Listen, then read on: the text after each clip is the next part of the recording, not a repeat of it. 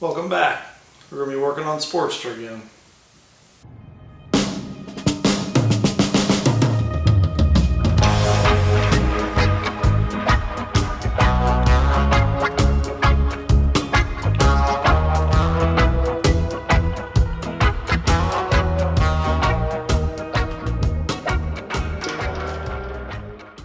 I've got a few parts I picked up.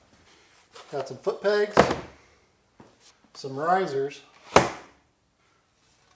and a new skid plate from TC Bros.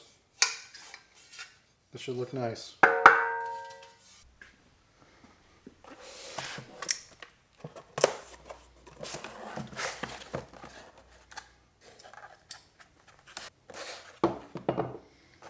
I decided to go with these because I liked the one-piece steel construction. I didn't have to worry about screws coming out, none of that. And I actually have their handlebars on the Sportster as well. So figured I'd stick with them. Pretty nice. Pretty heavy duty actually too. I'm a little worried about the risers, as I'm hoping my controls and my electric are long enough. If not, I might have to look into an extended harness and possibly even new cables.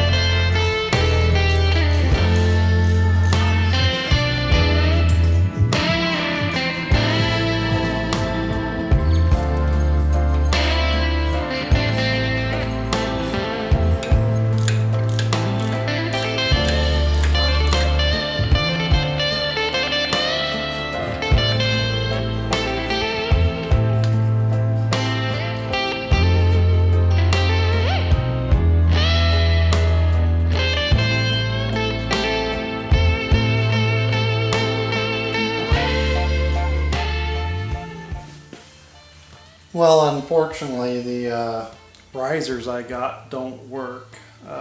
They actually hit the tank. So, not using those, but I got the skid plate on and we got the foot pegs on.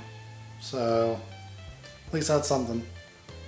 I guess I'll have to look around, see what other risers I'm able to look at. I actually don't even think I can do risers though, because the electric going into my handlebars is already so tight, I don't think I can really raise them up anymore. So they might be staying where they're at.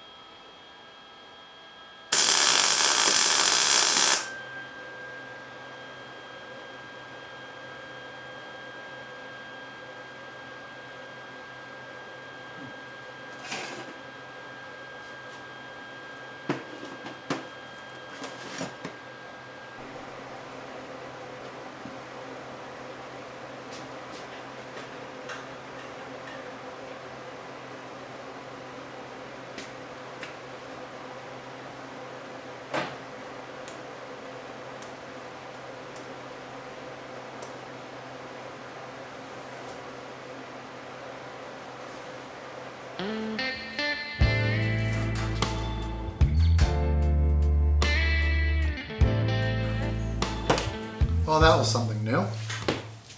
I don't know what I was expecting when I started welding. This is cooled off now. I did manage to weld a bar to a bar, so that's cool. They did get cleaner as I went. A buddy of mine said that I should have slowed down my speed here as they were getting a little tall. Otherwise, not bad. I don't know. When I first started, in the first few clips on this backside, I was just going by the graph on the welder that told me to set the speed. I think I set it about 3 on the speed, and I actually upped it to 4, and then that's when the welder was pretty happy. But I knew from watching other videos there's like a specific sound to listen for to know when the welder is happy. And that's what I was kind of going off of. I don't know if any of these are actually any good, but I mean, I'm not really going for a pretty weld. I'm kind of going for a weld that will hold. So, by no means does this make me an expert at all. I have a lot left to do. I have a ton of scrap. I'm actually going to probably grind this down, take this off, and lay down more beads. I really got to work on my pacing.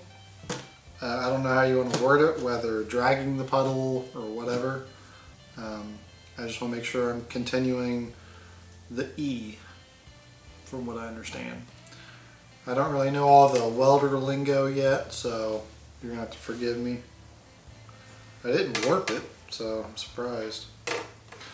Now, one thing, this tabletop, this was just a spare piece of Alumilite, and it definitely warped it and cooked it here. Probably shouldn't have touched that. So I need to get a proper welding table if I truly want to sit down and weld something, which is obviously going to happen. The other thing I want to practice actually, which I totally forgot to do, just tacking, basic tacks to put stuff together, and then learning how to break them apart, because that's a vital part of fabrication, I believe. The only other problem I had was the pliers I bought. The tips don't fit in the nozzle of the welder head to clean out the slag, or whatever you call it. Well, it's not slag, it's just deposits, little black bits that build up.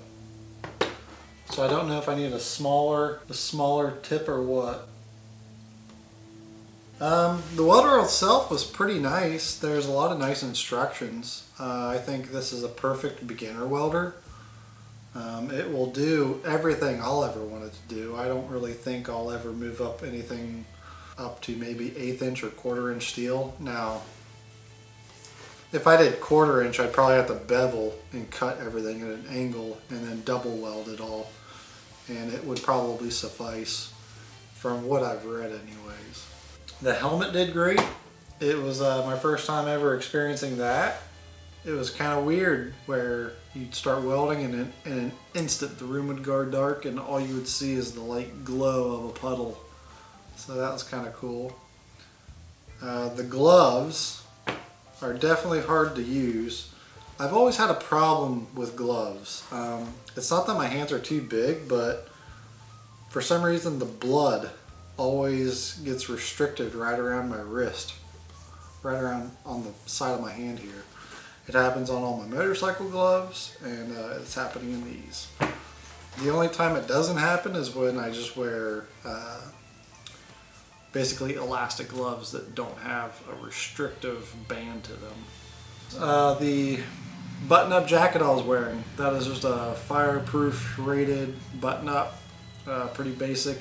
The guy I bought the welder off of, he gave me that, and actually I got like all this from him. I definitely need a welding table. I have a lot more practice to do. I went over to my other buddy's shop and he gave me a whole midsection from a Corvette that he took out. So I'm probably going to be chopping that down into little pie cuts and I want to learn how to weld exhaust piping first, because hint hint, that's the first thing I plan on really doing on the Sportster. Oh, I bought blankets and threw them over the bikes. Well, at least Jess's bikes. When I'm in here grinding and throwing sparks and stuff, I just wanted to give them a little bit of added protection. They're not fireproof, but they're fire resistant, so hopefully I notice the smoldering before it gets too late. But I just wanted to make sure no like hot metal or sparks were landing on the paintwork, because her bikes are a lot nicer than mine. So I don't know if like over time you just develop a natural sense to know how quickly to set the speed and the heat for thickness of metals. I don't know if it's just you start and you don't like it, so you grind it then start over, or if you actually just practice on varying metals and learn over time. I know it has a graph on the inside of the door that tells me, but even that I had to adjust doing this. So I mean, it's a rough estimate, I guess, but it wasn't exactly right. I guess it is kind of an experience thing. I'm just going to have to learn over time. Again, if you watch this far, thank you for watching. I appreciate you. And until next time, guys, take it easy.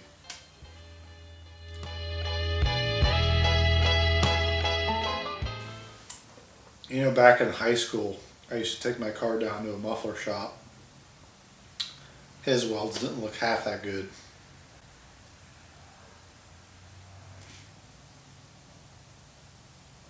Of course, he probably didn't really want to deal with a snot-nosed teenager at the time in a Honda Civic.